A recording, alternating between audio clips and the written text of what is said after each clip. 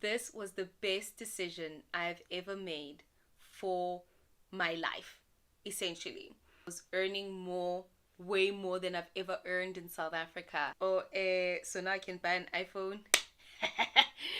Now I can buy a MacBook. I can buy an iWatch. I can buy AirPods. And I bought those things. But what I also did was I saved and I invested. I bought property. I invested money. I saved money. I sent money home and all of that. Hey, Simbaleti Hemde. Hey, Majazi. Majazi must just rest a little bit, you know? Oh, guys, I decided that today I really just want to talk about some of the regrets that I have had in my studies, in my life choices when it comes to career and work. And the reason I want to have this discussion is because it's graduation season in South Africa.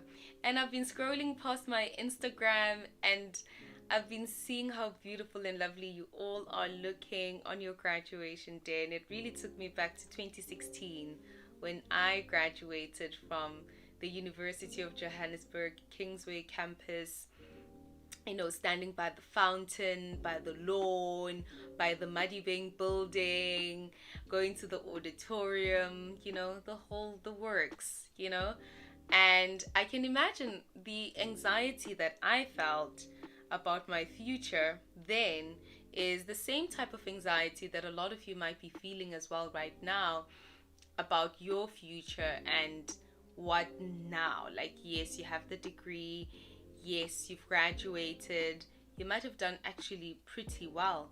You might actually be the first person in your family to graduate, You might be the one that your family has placed a lot of hope in, a lot of faith in, and you might be feeling quite a lot of pressure about what's next and how you can get somewhere and be able to elevate your family and maybe take them out of poverty or put them in a more comfortable situation than the situation that might be. I know you guys are seeing me like on YouTube and you're seeing how I might be dressed or how I look and everything, and it can create that impression that Loi kabona bana mali or ukule kahle, or those sort of things. But if I could even begin telling you half of my story, I'd probably even cry myself. Mara ayikona kwalano, asikho lapho, not today. I actually grew up poor, to put it lightly. And maybe poor nowadays means something else. I don't know, but that was poor. So I grew up in Meadowlands, Zone 6. If you're from Soweto, just right, Soweto, we are here. I grew up in Meadowlands with my grandmother. We lived in a shack. If you don't know what a shack looks like, I'm just going to insert a picture. Yeah, we lived in a shack in Meadowlands, and it was in the backyard of the owner of the house. So there were, I don't know if there were government houses or what, but the old man owned the house, and then people could build their shacks in his yard. And I think there were 3 shacks, and then there was like an outside toilet for all of us to then share.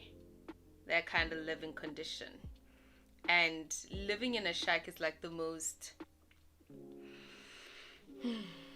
if you've never lived in one, I don't know how to explain it. I don't know, but whatever you see when you walk past shacks and you like ever wonder how people like live like that, yeah, that me, Tessa, that you see on YouTube. I've lived in a shack, exactly. And then luckily, my mom worked very hard, and that's a story to tell on another day. And she was able to, take me out of that environment.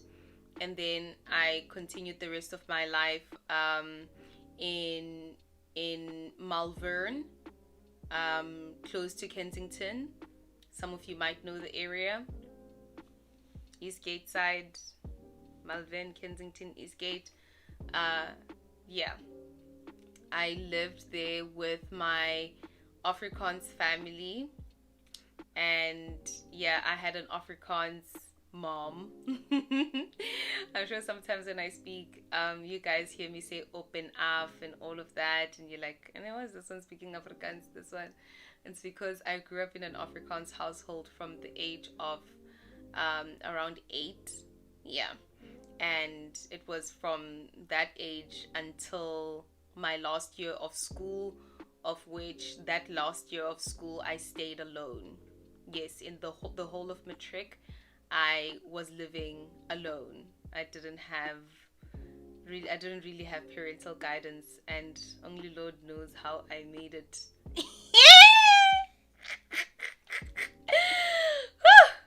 Dodged a lot of bullets. Anyway, my time at the University of Johannesburg was filled with a lot of anxiety, like from the part where I had to choose my degree, to the part where I now am skeptical. Like, okay, I studied psychology, a Bachelor of Arts in Psychology, and I was like, what am I gonna really do as a psychologist? Even if I graduate, do I really feel like I would be able to go into the field of psychology, start working and making money and bringing some bread home,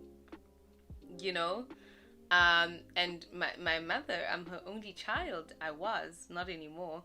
They're expecting a lot from me, and it caused a lot of anxiety. And I would say that after completing my qualification, I should have gone with my game plan, because I was always trying to find out, like while I was studying, I was always trying to find out, what can I do? Like, where can I go and work? What is out there? And I found out about au pairing. And I was like, okay, there's even an age limit for au pairing, 26. I think it was 26. And this was au pairing in the United States. And I was like, oh, I can go and au pair, work as an au pair in the United States. I'll definitely do this when I graduate.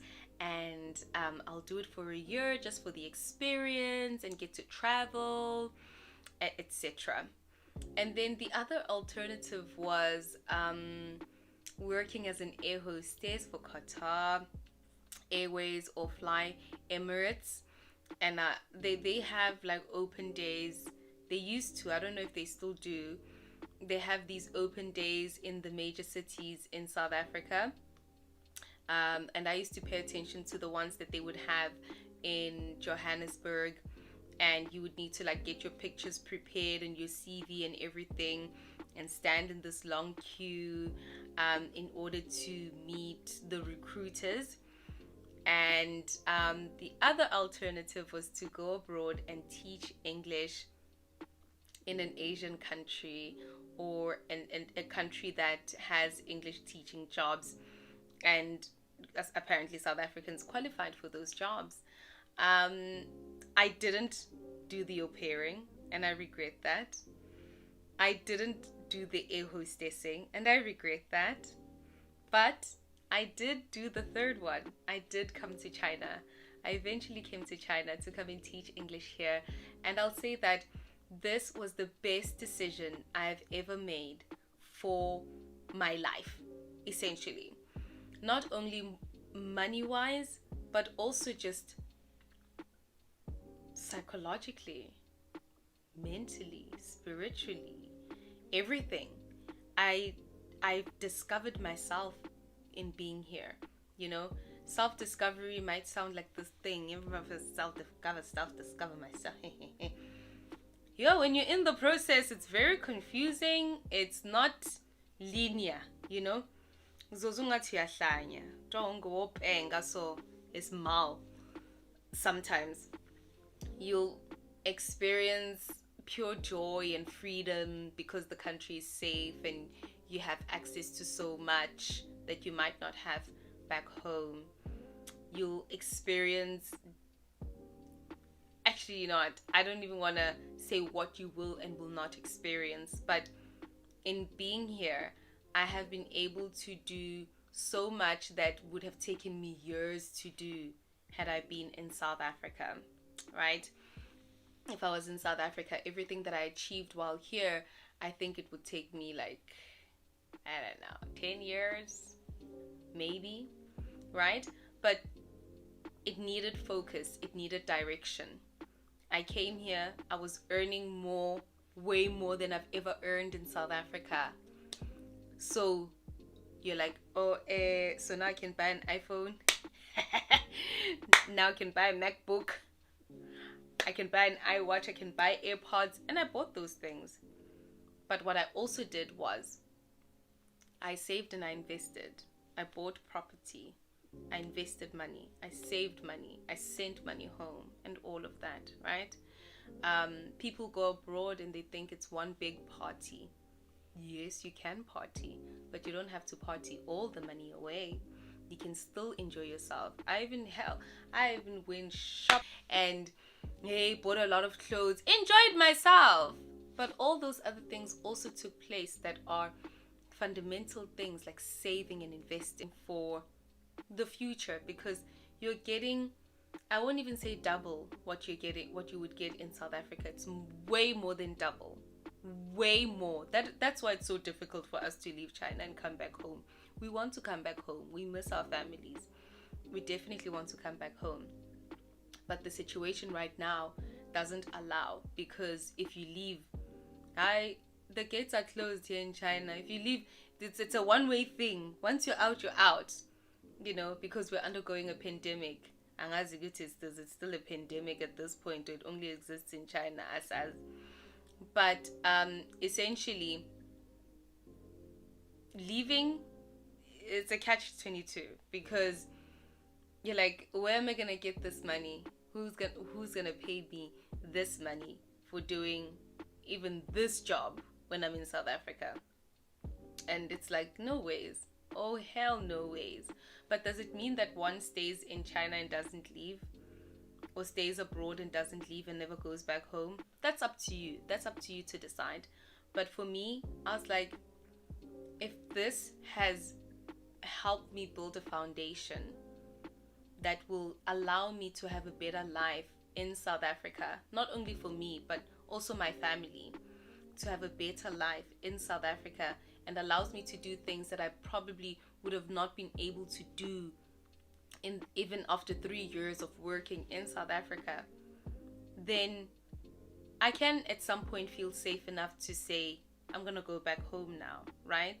But essentially, you as that new graduate that might be looking at these opportunities to go abroad, don't make the mistake of coming to a foreign country and feeling like it's one big party, and feeling like, yeah, now I can buy all the things I couldn't afford. Now I'm gonna go on those Instagrammable brunches and lunches every other day. You know, be conscious with what you do with your money. Don't forget the fundamentals, right? You don't want to finish a year and be like, wow, so this is how much I earned in the year and I don't know where that money went. Make it make sense, Lord. Make it make sense. So you don't want that to be you. You want to find yourself in a situation where even when you have to go back home, you're going back with something.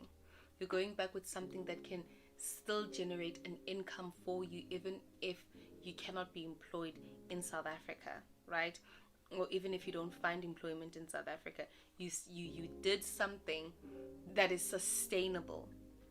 Okay, so use your degree. As a South African, use your degree and use your passport to go abroad, to work, make money, invest for your future, right? Invest for now as well, for the short term and the long term, right? put money in places where it will generate an income on top of that, right? Don't fall into the cycle of sending money to your parents just to see them happy and see them eating things that maybe they weren't able to eat before, like fancy stuff now, because at the end of the day, when you go back, they're not gonna say, oh, yes, we were also asking you to send a lot of money and we put you under pressure, we're so sorry, now you're back here and you don't have money. They're not going to say that to you. They're going to be saying, all that time when you were abroad, what did you do with your money? Oh, you were just sending it to us. How? You don't say. This is all you were doing. Oh, okay. We thought you were going to do something else with that money, something sustainable, right? You don't want to go back and be, for me personally, I don't want to go back and live in my parents' house. No, I want to go back and have my own things and have my own property, have my own car, have my own money, right? And you can achieve those things. You definitely can. And if you might be new to the idea of teaching abroad, please look in the description box. I'll leave some links to other channels of other YouTubers and content creators that talk about teaching abroad in certain countries, and other Facebook groups as well that are out there that can give you up-to-date information about going abroad and teaching abroad and working abroad in general, right? And if you're watching and you know any other information, feel free to share and leave it in the comment section. Any advice that you might have for new graduates that, maybe could encourage somebody out there or could help somebody, please feel free to leave it in the comment section.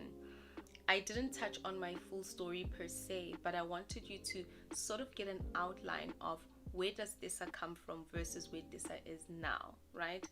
So I'm not coming from money and then coming to China was just like, oh, I'm going to just do whatever with my money. No, I'm coming from a poverty background, okay? And I can say that now without feeling any shame. I can say that now without feeling anything, because now I feel like my family is at a better place. I wouldn't say we are now middle class or what. No. We're at a better place, right? But where we're coming from versus where we are now, it's better, right? And it's not like I'm the one that made those changes. No. Different people in my family had a different role to play. But my role was not going to be one which sets us back or one where I put myself in a position where I still need to depend or rely on my family financially. Mine was go out there and build something and bring back something that will sustain me, but it will also, in many ways, also sustain the rest of my family as well, right? So you, as that new graduate, go and take those opportunities. You hear about au pairing abroad and it's legit, go for it. Go and au pair. You hear about being a flight attendant, go for it. Go and be a flight attendant. You hear about teaching in a particular country, go for it. Go and teach in that country, okay? And whatever you do, remember to be conscious about that salary that you're going to receive. Think about how much you would be earning in South Africa versus what you're earning in that country, okay? And see that this amount that you're earning in this country is essentially setting you up years ahead when we bring it back to South Africa, right? But it's up to you. Do you then take it and set yourself back? And if you've already made those mistakes, you can start now. You can start today to start changing some of the ways that you spend money. Start changing some of the ways that you have not been investing or doing something that is sustainable with that money, right? You can start making that effort now, because at the end of the day, no matter where we are in the world, wherever we're working, at the end of the day, South Africa is still our home, and we never know at what point do we land back there. Well, I know when. I'm definitely gonna go back, but I'm gonna go back with confidence, lots of confidence now, with definitely stability, you know, and I won't have that anxiety of being unemployed. But had I blown it here, I know.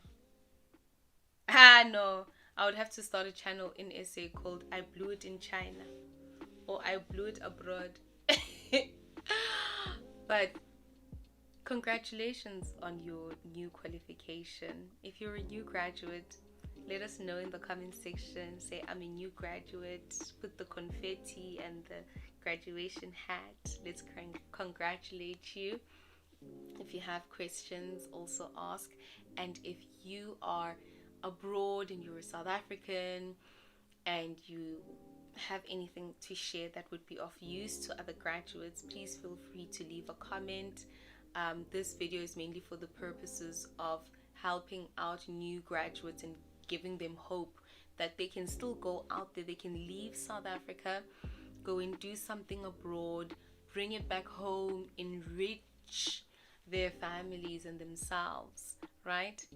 So thank you guys for watching. If you're new to the channel, feel free to subscribe and go through all my other content where I speak about money, investing, and a bit of my life here abroad. Thank you. Nakansa.